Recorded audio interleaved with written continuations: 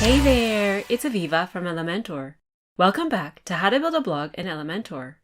In our previous lesson, we learned how to manage multiple authors on a website, and in this lesson, we'll learn important tips for managing a blog from a marketing perspective, as well as gain insight into strategies we can use to make our blog profitable.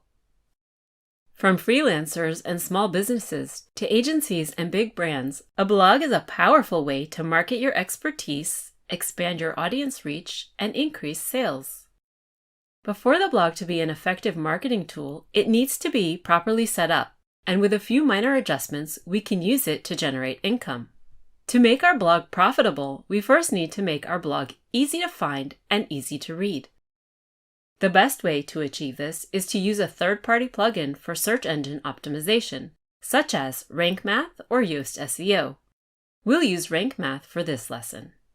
This plugin offers a variety of helpful tools.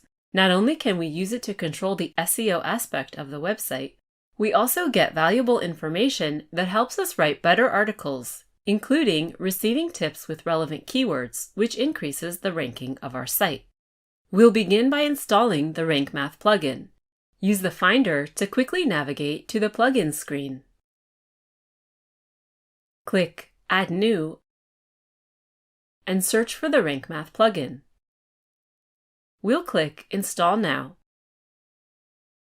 And after activating it, we'll be redirected to this screen, offering to connect using a free account.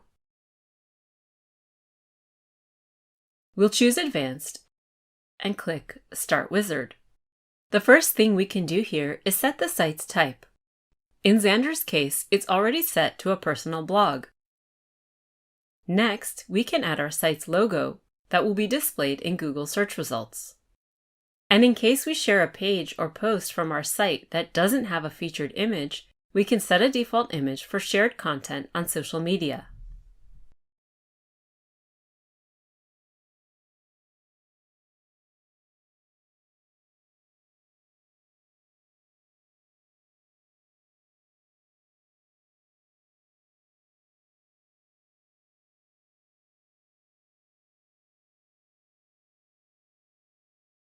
Continuing on, we can connect our site to Google services, such as Google Search Console and Google Analytics.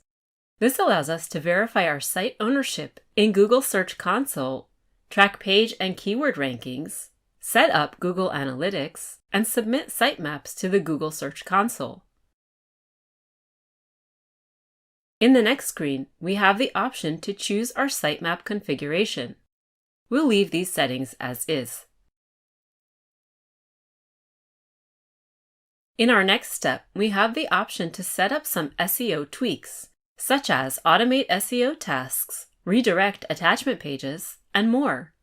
We'll leave this screen as is as well and continue to the last screen. From here, we can return to the WordPress dashboard. But before we do, let's activate some important settings to avoid errors on our site. Remember in Lesson 9 when we talked about 404 pages? As we mentioned in earlier lessons, they may be reached due to a mistyped URL or if a page's slug has been changed. In order to minimize the frequency of our visitors reaching 404 pages, we can monitor which 404 errors visitors encounter on our site and how often. Then, in the event that they come across it often, we can redirect them to a different page. Both people and search engines aren't fond of error pages, so this can help us enhance user experience and make the site more SEO friendly. Back in the Rank Math setup, click Setup Advanced option and skip ahead to the 404 plus redirection. Here, we'll activate 404 Monitor, which will let us know if visitors or search engines bump into any 404 error pages while browsing our site. Then we'll toggle Redirections On, which will activate the option to create temporary or permanent redirections on our site. That way, if there's a specific page users see often, or if we changed a page's slug for any reason, we can simply add a redirect to prevent both human visitors and search engines from visiting the 404 page unnecessarily. Click Save and Continue and go back to the WordPress dashboard. This will take us to Rank Math SEO settings. To see if there are any 404 errors on our site, we can go to 404 Monitor under Rank Math. It keeps a log of broken URLs that lead to 404 pages. If you find a URL that repeats a lot of times, simply add a redirect to a more relevant place and keep your visitors happy. Speaking of logs, let's talk about the RSS feed. RSS, or Really Simple Syndication, is basically a feed of our site's content that makes sharing the site's content very simple. Many websites, from news channels to podcasts, use the RSS feed to share their content, which can then be read by RSS readers, such as Feedly or Google News. This allows users to consume content from different sources, all from the same place, by subscribing to their favorite feeds. We can also use a third-party service to create automations based on our RSS feed activity, such as to send our subscribers a newsletter every time we publish a blog post. We can use Rank Math to set up the content that will appear before and after each of our posts, using dynamic variables. Begin with setting up the blog's title by using the blog link variable, followed by the featured image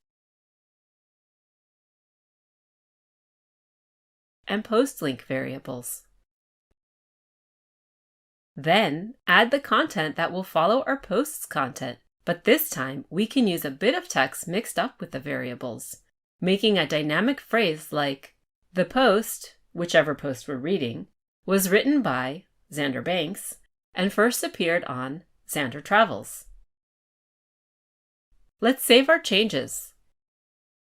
This is great, but Rank Math and other SEO plugins offer many more additional options. Entering any page or post edited with Elementor, we'll see a new tab has been added to our panel for SEO settings. This gives us a preview of how our page will look in search results, and we can use these tips to make crucial adjustments to our posts and enhance the overall user experience. We can find these options in the WordPress editor when writing posts as well. If you don't see this menu open, you can access it by clicking here.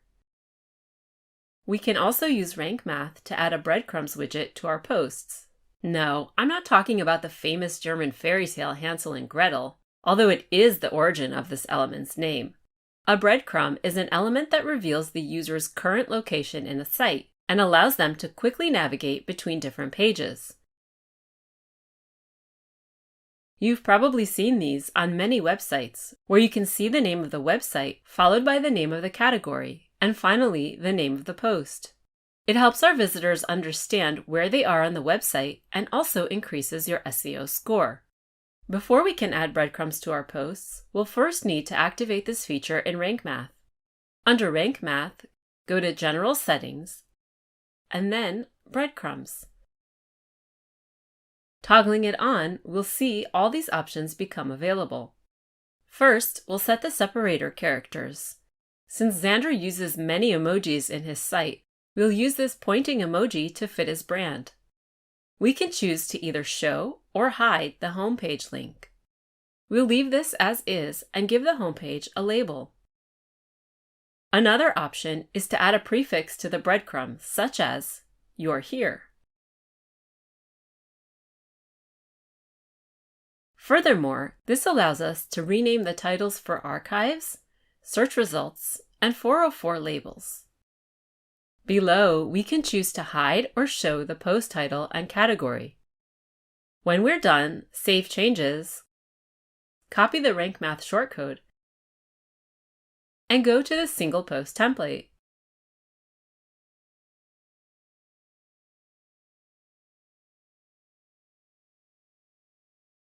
From the Widgets panel, search for and drag the shortcode widget into your template.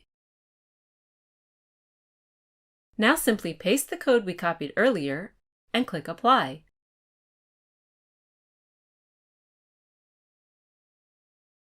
Yay! So we've seen how we can improve our site to make it more accessible both for our users and for search engines. Now how about we give ourselves an upgrade?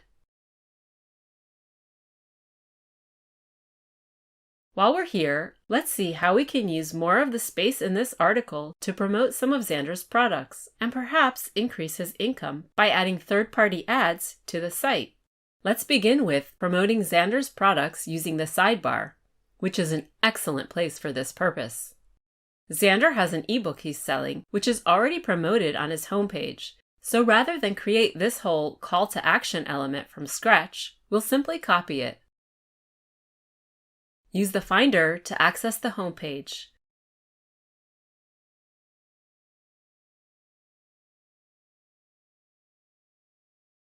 Then locate the widget we need and copy it.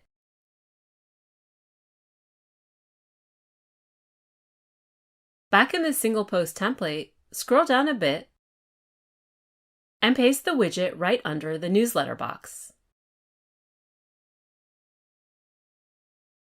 Perfect. Now, we can also use the extra space in the sidebar or at the bottom to show third-party ads on our site, providing Xander with a commission for each ad a user clicks. That usually looks something like this. To add banners to our template, we'll first need to sign up for a specific service.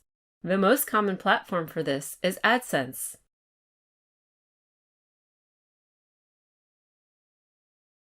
Then we'll use the HTML widget